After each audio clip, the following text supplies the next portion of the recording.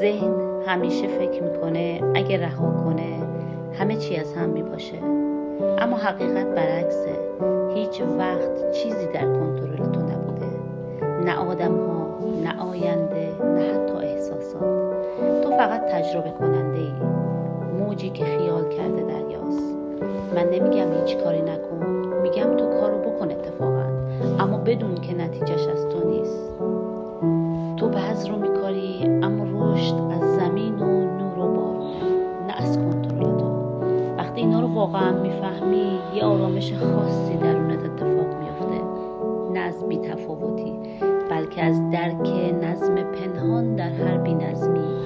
اون وقت تازه میفهمی آرامش یعنی چی، نه وقتی همه چی مرتبه، بلکه وقتی میدونی حتی در بی‌نظمی هم یه هماهنگی هست که تو درکش نمی‌کنی، اما احساسش می‌کنی.